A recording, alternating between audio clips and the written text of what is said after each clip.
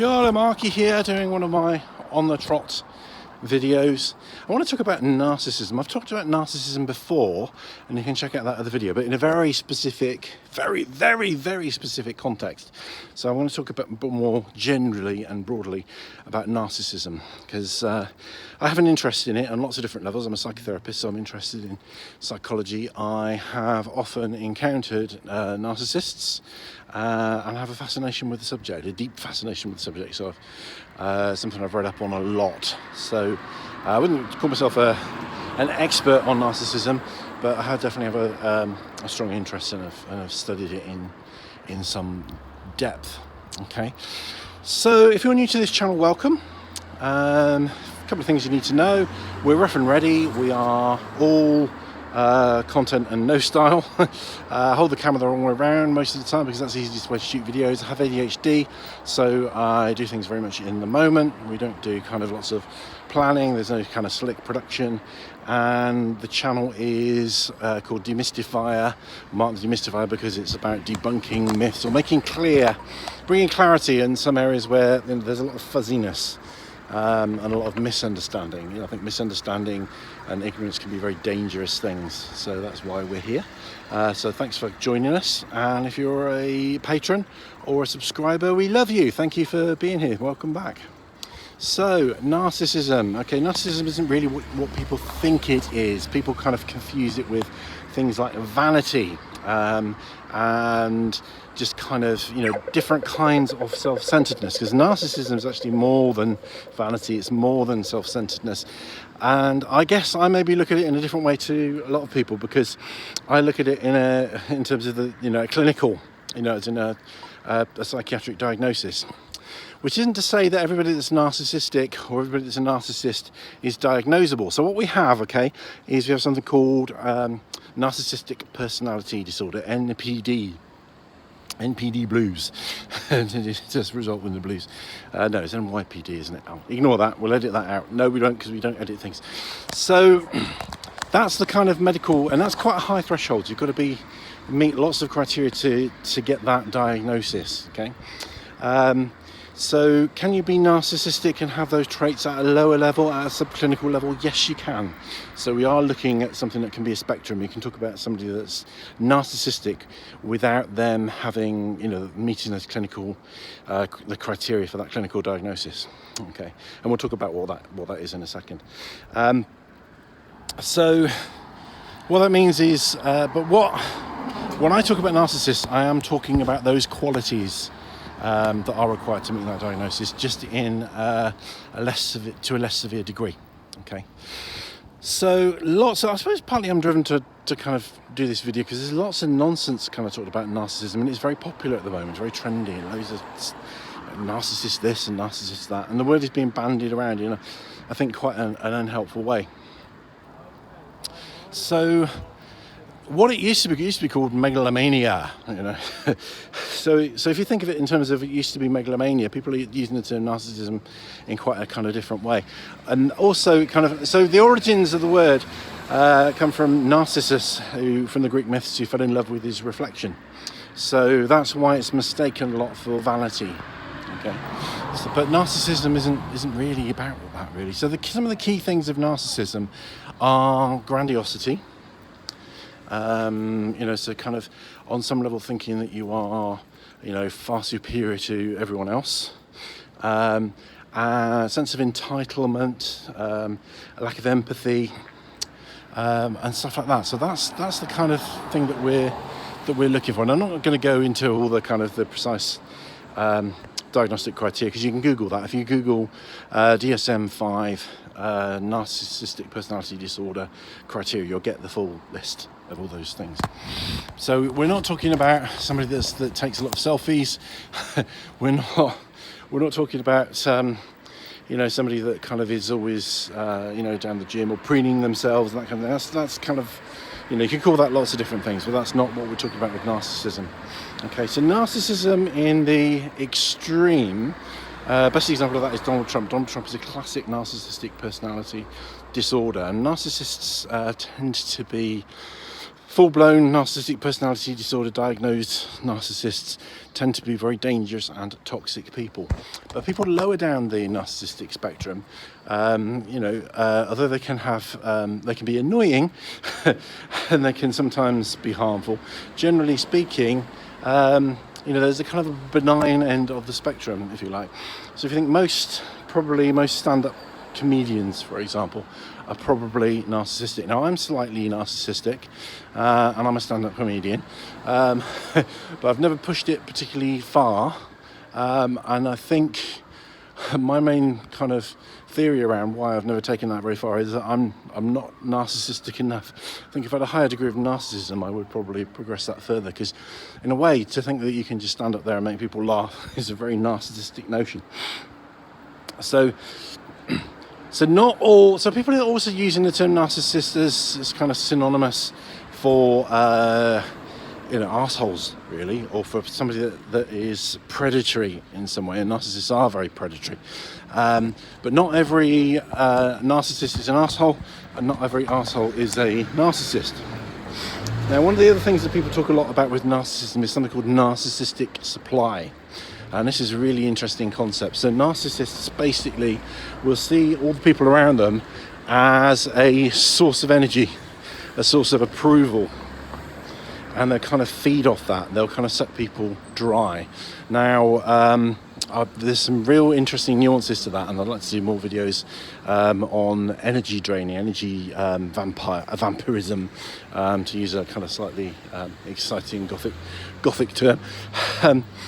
But yeah, narcissists or full-blown narcissists, diagnosis level narcissists will suck people dry, feed off people and suck people dry, because everything's about them, and it's very much about approval seeking. So psychopaths, and I've done my video on psychopaths, can present in very similar ways to narcissists, and often there's a crossover, but there's a kind of a way of telling the difference between the two, because a psychopath doesn't really care what people think about them, and a narcissist cares enormously what people think about them. They might pretend otherwise, but that's the difference. Okay. So what else can we say?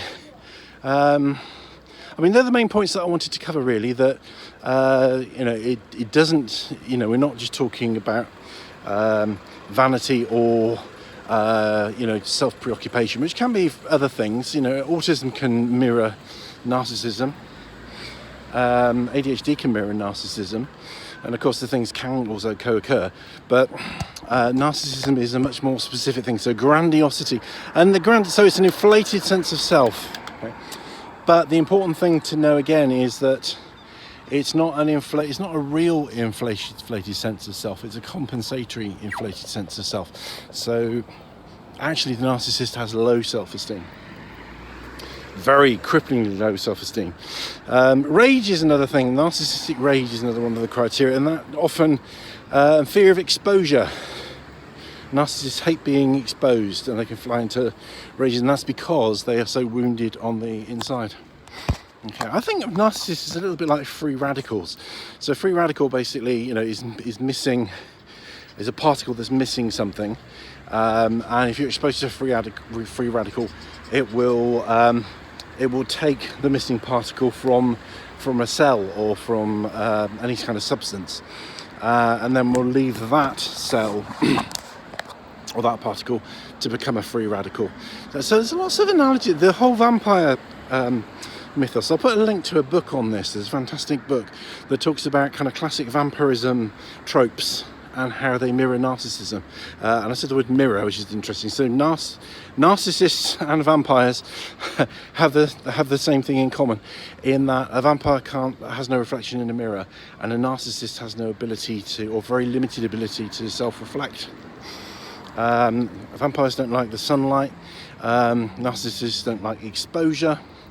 So narcissists will go to great lengths to avoid being seen in a negative way.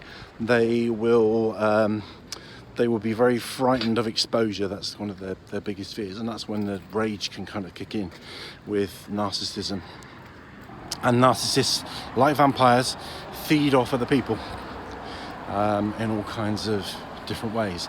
So, could say loads more on this subject. There's a great video by Psychology in Seattle, which goes on for literally hours talking about this. So I'll put a link to that. That's very good if you want a more in-depth look at the subject.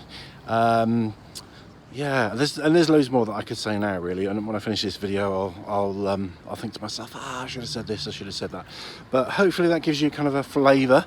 It's a good thing to watch, maybe in conjunction with the psychopath video. The other thing as well is briefly talk about is the dark triad, which kind of went triad in the sense of something that comes in threes, not in the sense of the gangs that are called triads, although there's probably a lot of narcissism and psychopathy in those. So the dark triad is where you get a mixture of narcissism, psychopathy, and some people say Machiavellianism, which in other words means extreme ability to manipulate. And some people say, so there's two different versions of this floating around, and the other is sadism.